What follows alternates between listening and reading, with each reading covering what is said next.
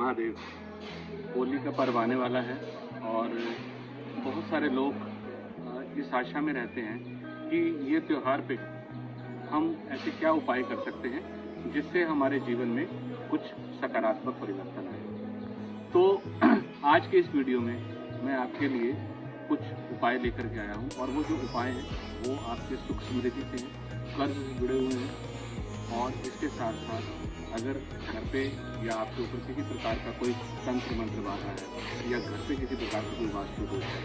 आज इन्हीं उपायों के ऊपर छोटे छोटे उपाय जो आप साधारण तरीके से और बहुत सरलता से अपने घर पे कर सकते हैं, तो उसको मैं आपको बताने वाला हूँ। साथ ही साथ सबसे पहले हम बात करेंगे होलिका दहन, क्योंकि होलिका दहन को लेकर के बहुत सारे लोगों के मन में भ्रम है कि होलिका का दहन कब है, क्या होलिका का दहन 25 को है, कुछ लोग कह रहे हैं 24 को। तो मैं आपको बताना चाहता हूँ जो होलिका का दहन है वो 24 तारीख को ही है। हाँ, ये ज़रूर है कि जो उसकी अवधि है वो रात्रि 11:13 से 12:33, केवल 1 घंटा 21 मिनट की अवधि है। और उससे पहले की अगर हम मतांतर से देखें या किन्हीं विशेष परिस्थितियों में अगर हमें होलिका का दहन करना है, चंद्रा की जो पूछ होगी उसमें है, और वो जो समय है वो समय है शाम के 6:33 से लेकर के 7:53। तो जब भद्रा पूछ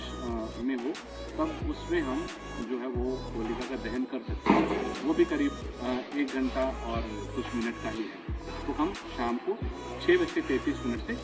7:53 के बीच में भी होलिका का दहन कर सकते हैं। और अगर हम बात करें पूर्णिमा तिथि की, तो पूर्णिमा जो है वो 24 तारीख को प्रातः 9:54 से आरंभ होकर के 25 तारीख को 12:29 तक रहेगी। अब बात करते हैं उपायों की। तो ये उपाय जो मैं बताने जा रहा हूँ ये सुख और समृद्धि से जुड़े हुए उपाय हैं। तो सबसे पहले आप क्या कर सकते हैं, होलिका दहन के समय अपने मुट्ठी में परिवार के सभी सदस्य जो हैं वो या चावल या जौ कुछ भी ले लीजिए, लेकिन उतना लेना है कि आप उसकी 7 परिक्रमा करते हुए डालें। तो वो जो चावल है या जौ है वो होलिका दहन जब होलिका को जलाते हैं तो उसकी परिक्रमा करते हुए माँ लक्ष्मी का, भगवान लक्ष्मी नारायण का ध्यान करते हुए अग्नि में उसकी आहुति दें और प्रणाम करें और मंगल कामना करें और प्रार्थना करें कि आपके घर में सुख समृद्धि आए। तो वो 7 बार आपने जो है वो आहुति जो है वो अक्षत की या जौ की जो है वो अग्नि में देनी। दूसरा जो उपाय है वो है सूखी गरी, जिसको गरी गोला भी बोलते हैं, साधारण भाषा में पंजाब में या उत्तर भारत में उसको ठूठी भी बोलते हैं। तो उसको ऊपर का भाग काट करके उसमें शक्कर या फिर पंचमेवा ये भर करके आपने भगवान लक्ष्मी नारायण का ध्यान करते हुए पूरे भाव से, पूरी श्रद्धा से 7 परिक्रमा करने के पश्चात अग्नि में फिर आपने उसकी आहुति दे देनी है। उसके साथ ही पूरे भाव और श्रद्धा से प्रार्थना करनी है कि आपकी जो भी धन की समस्या है वो इस आहुति के साथ वो समाप्त हो जाए और आपके घर में धन की और सुख समृद्धि की हमेशा बनी रहे। और अगले दिन क्या करना है, जब होलिका दहन हो जाता है तो जो राख होती है फिर उस राख को लेकर के आपने लाल कपड़े में बांधना है और अपने घर के कैश बॉक्स में रखना है। अगर आप ऐसा करेंगे तो आपके धन की जो समस्या है या आर्थिक तंगी जो चल रही है वो कहीं ना कहीं पे समाप्त हो। तीसरा उपाय जो है उसमें है आपको 7 पान के पत्ते लेने हैं, 1 जोड़ी लौंग, इलायची, थोड़ा सा गुड़ देना है और इसके साथ साथ आपको क्या करना है, गुड़ के स्थान पर आप बताशे का भी प्रयोग कर सकते हैं। तो ये पान के पत्ते के ऊपर आपने सारी सामग्री रखनी है। हर एक परिक्रमा के साथ वो पान का पत्ता जो है वो आपको अग्नि में आहुति उसकी देनी है। तो ऐसी आपको 7 परिक्रमा करनी है और पुनः जब वो राख बन जाए तो उसको पुनः लेकर के अपनी तिजोरी में लाल कपड़े में बांध करके रखें। तो ये है तीसरा उपाय। नारियल का एक गोला लेना है, जिसे गिरी गोला कहते हैं, उसमें आपको अलसी का तेल डालना है और वो होलिका माई की जो जहाँ पे अग्नि जलाते हैं वहाँ पर 11 परिक्रमा करते हुए उसको आपको आहुति में डाल देना है। और प्रार्थना करनी है कि आपके घर के ऊपर या जिस व्यक्ति के ऊपर जो भी ये विचारिक कर्म किया है ये इस आहुति के साथ स्वाहा हो जाए। उसके बाद वहाँ पे जो उपला जल रहा होता है उस उपले को लेकर के आपको घर आना है और उसको अपने घर की पश्चिम दिशा में तांबे के एक प्लेट कह लीजिए या तांबे का कोई आधार ले लीजिए, बर्तन का कोई आधार हो तो उसके ऊपर उसको रख देना है घर की पश्चिम दिशा में। जैसे जैसे उस उपले में से धुआं जो है वो घर में फैलता जाएगा, आपके घर में से नकारात्मक ऊर्जा और इसके साथ साथ किसी प्रकार का भी कोई वास्तु दोष होगा वो भी समाप्त हो जाएगा। अब बात करेंगे उन उपायों की जो कि आपके स्वास्थ्य के साथ, और यदि ऐसा आपको संकेत मिलता है या ऐसा आपके मन में विचार आता है कि आपके घर के ऊपर या स्वयं आपके ऊपर किसी प्रकार का कुछ अभिचारिक कर्म किया हुआ है या तंत्र मंत्र किया हुआ है, उसके उपाय मैं आपको बताने जा रहा हूँ। तो पहला उपाय क्या है, आपको एक नींबू, बेदाग नींबू लेना है। उसको जिसके ऊपर भी आपको शंका है कि इनके ऊपर या स्वयं अपने ऊपर कि किसी प्रकार का कोई अभिचारिक कर्म है या स्वस्थ आपका शरीर जो है वो स्वस्थ नहीं है, आप बार बार बीमार होते हैं, तो वो जो नींबू है वो सर से लेकर पाँव तक आपको 7 बार उतारना है। उसके बाद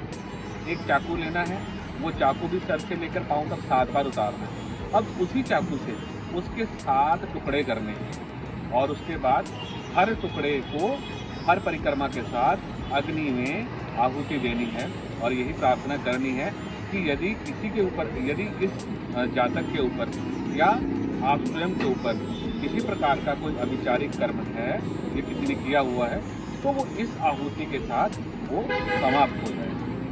ऐसा ही परिस्थिति यदि आपको लगता है आपके घर पे कोई नज़र दोष है, वास्तु दोष है, तो घर की चौखट से पे भी आप यही प्रयोग कर सकते हैं। मतलब ऊपर से नीचे तक 7 बार घुमाना है, फिर 7 बार काटना है और उसके बाद 7 परिक्रमा करके हर परिक्रमा के साथ एक नींबू की जो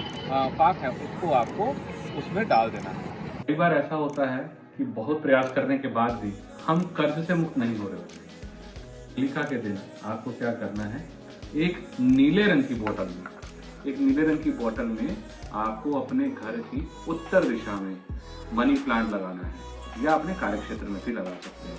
लेकिन दिशा उत्तर होनी चाहिए और जो बोतल है वो नीले रंग की होनी चाहिए। दूसरा उपाय,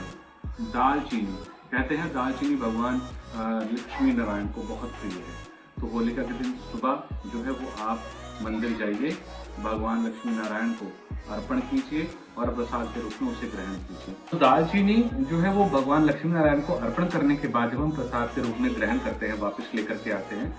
तो शाम को जब होलिका दहन का कार्यक्रम होता है उसी दालचीनी को लेकर के आपने परिक्रमा करनी है और प्रार्थना करनी है कि आपके घर में धन की वृद्धि हो और कर्ज की मुक्ति हो। उसके बाद आप उस दालचीनी को अपने घर के कैश बॉक्स में भी रख सकते हैं और यदि संभव हो तो अपने पर्स में भी रख सकते हैं, लेकिन वो पर्स जो है वो लेदर का नहीं होना चाहिए। यदि आपको श्री सूक्त का पाठ याद है या आप कर सकते हैं,